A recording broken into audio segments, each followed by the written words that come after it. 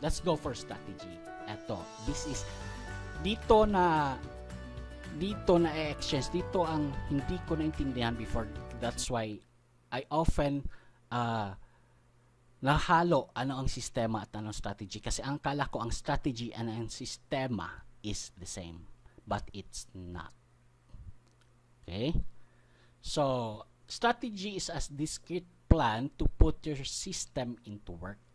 Syempre, sa akin, ang sistema ko, pattern trader ako, and specifically head and shoulders.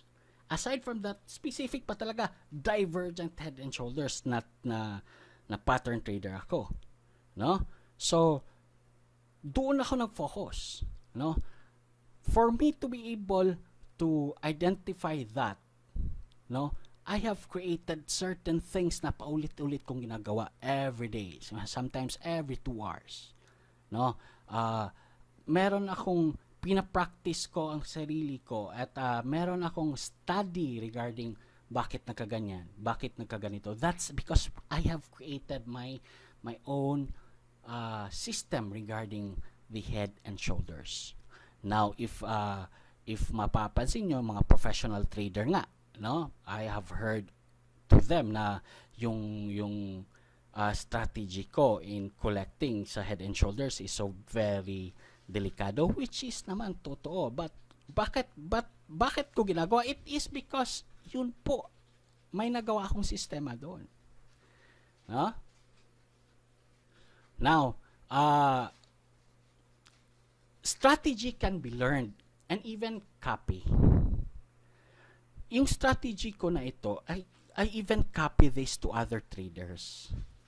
Yeah, yung moving average na ginagawa ko, no? Yung 15-minute moving average tapos confirmation MACD, kinopya ko po yan. That's from the trader ba yun na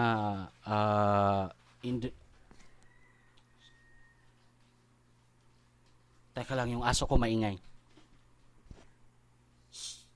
Really? Saglit lang po, maingay yung aso ko.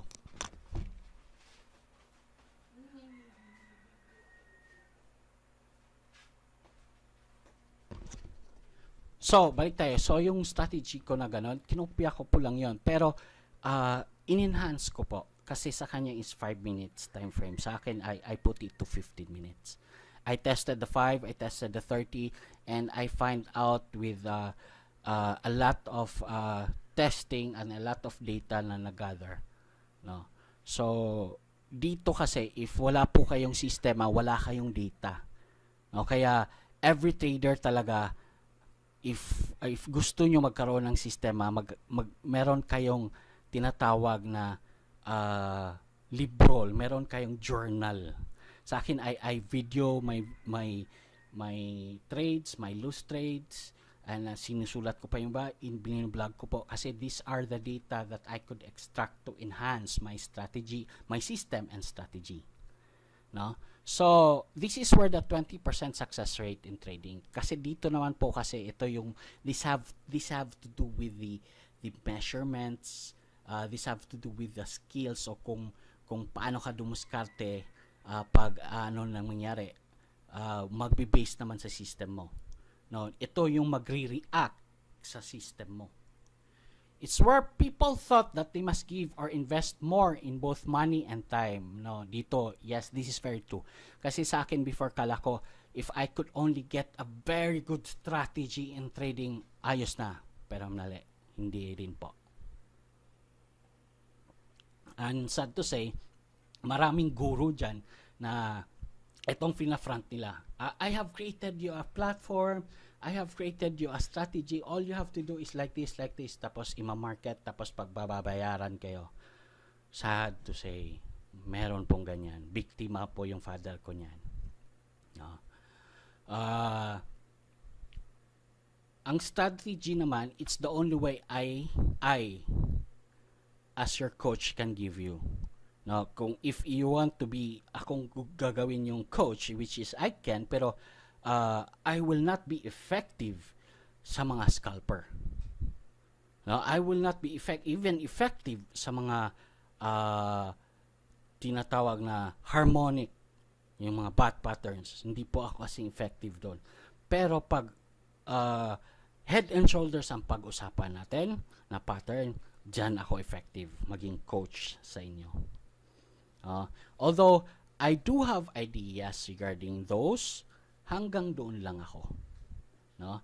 So again, strategy, take note, can be copy and can be learned.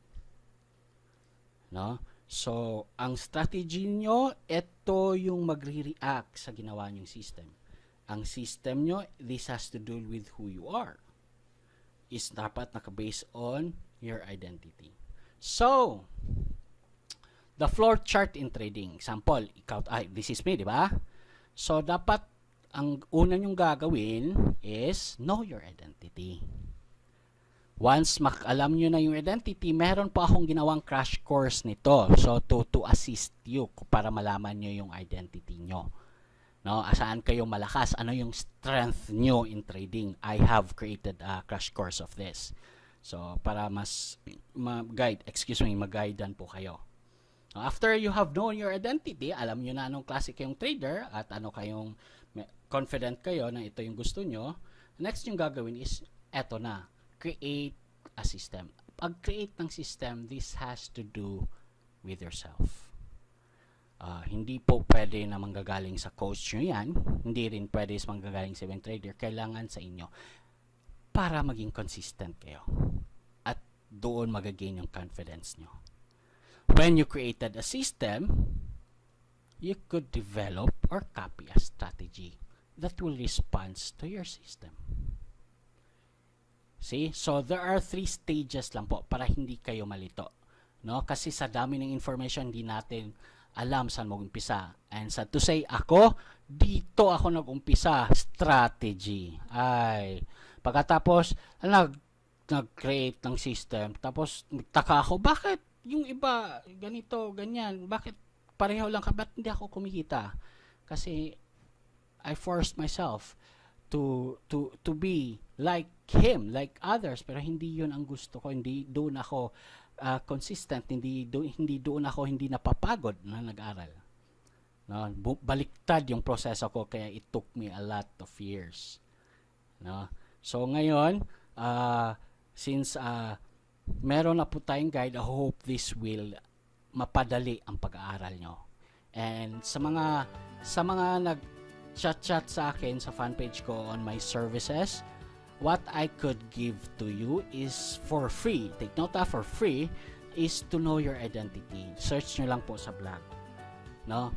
Kaya maraming nagsasabi, bakit pa, why are you teaching?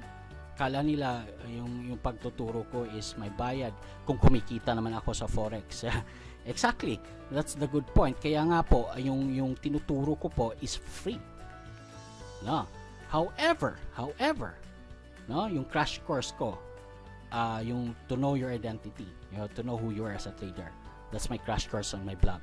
However, if you need a coach to explain the process on it, that's the time may bayad po. Syempre naman po, kinakain nyo na yung oras ko na dapat sana i-google ko po yun sa sistema ko.